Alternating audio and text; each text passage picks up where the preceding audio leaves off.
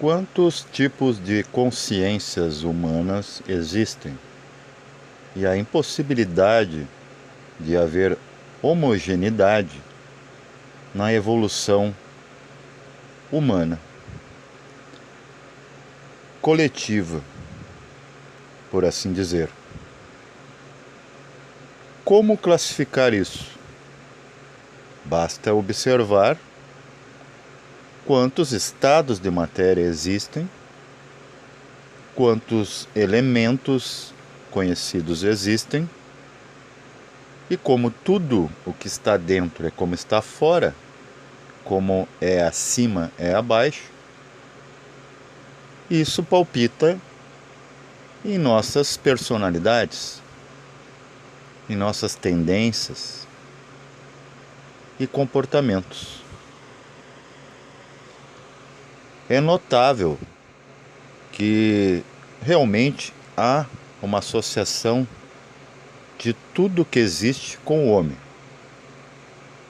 Realmente ele se mostra como uma verdadeira síntese de tudo que é, de tudo que existe, visível ou não. É até chocante quando pegamos por um ponto de vista mais incisivo as personalidades humanas, como se portam diante disso que a gente chama de vida. É clara a existência de seres humanos em franco estado mineraloide. O que seria isso? Duros como pedra, inertes, e quando ousam agir, desmoronam, não vão muito longe, ficam ali, esperando um não sei o que. A vida por si empurrá-los com a barriga. É evidente também seres humanos em franco estado ainda vegetaloide. Aqueles que vegetam, mas de vez em quando criam raízes. Não vão muito longe, apesar de se alastrar, mas estão sempre afogados em suas próprias águas, emoções, como num pântano de sentimentos. Esses são os seres sensíveis ao extremo e vivem para consumir, sugar, extrair os recursos da terra. Há também seres em franco estado animaloide, ligado ao fogo, à ira. Esses provavelmente são os mais perigosos. Se tratam de restos anímicos. Demônios humanos, esses que vêm mesmo para fazer barbáries, e nada os segura. Como eles entram na realidade humana? Sendo cascões, são sobras de mente. E mente, mesmo fracionada, ainda tem um certo grau de percepção e inteligência, seja para bem ou para mal.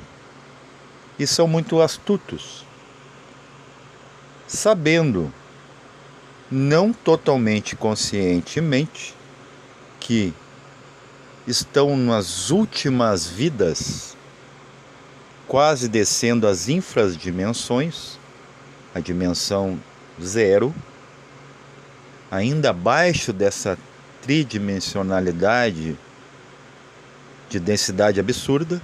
Imaginem só, por um momento. Eles escapam, dão um jeito, e a lei permite, de que venham consumar ou completar as suas vidas que faltam. Porque como erraram por demais lá para trás, não deu tempo de consertar. Às vezes são crimes inconfessáveis, se não inafiançáveis perante a lei do karma. Seres que fizeram absurdos, coisas que a mente humana não consegue nem conceber. Os Hitler da vida, Mussolinis e muitos outros, serial killers. Esses vêm cobrar o tributo daquilo que eles não conseguiram resolver para eles mesmos. Então, eles, não conseguindo queimar a si próprios, gospem fogo nos outros. Muitos pagam por esses. Mas não vou ser arbitrário e nem utópico de dizer que quem cai nas teias destes são 100% inocentes. Há sim uma ligação atávica com esses seres, senão jamais se encontrariam em uma vida. Depois temos os seres ligados ao homem, sapiens sapiens, que são os intelectualoides. Aqueles que não vê nada abaixo da intelectualidade e muito menos acima, que seria ainda uma imaginação muito fértil, algo além de seu entendimento acadêmico.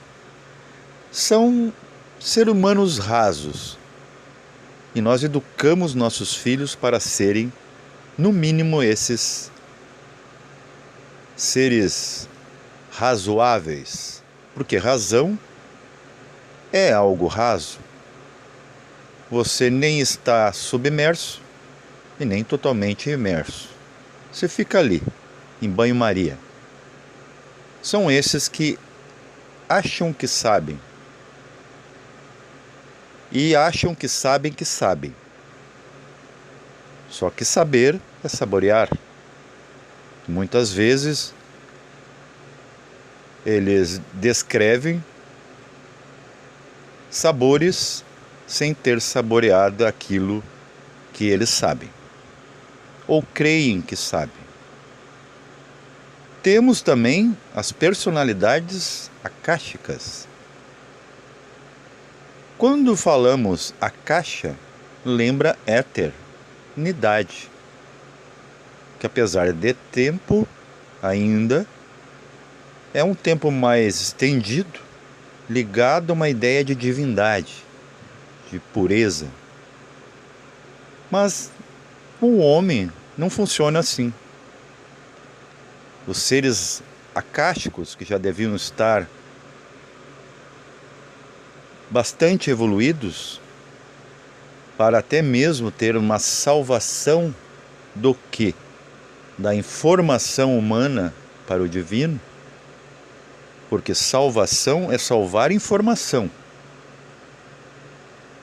é dissolver a informação através de todos os reinos no eterno. Nada teria a ver com uma alma perene. A natureza não precisa disso. E nem mesmo preservar múmias, corpos, que vão dar defeito conforme a ação do tempo. No que pecam esses seres que deveriam ser akáshicos? Fanatismo, medrocracia do divino. Parece que é salutar e é sinal de fé ter medo da cracia divina, como se o divino estivesse os escravizando acima deles. Como um pai faria escravidão contra seu filho? Ele não seria um pai, ele seria um déspota. Então, esses seres também se desapegam por demais a ponto de não cuidarem mais da sua vida física, que também é importante para a informação dessa mônada acássica.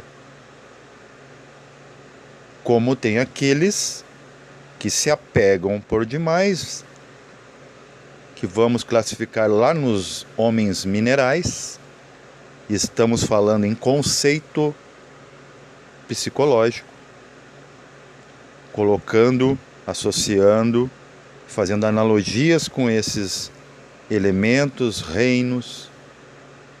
Então esses apegados à terra não veem jamais o que há na mente dos acássicos. E os acássicos, no outro extremo, apenas vê espírito.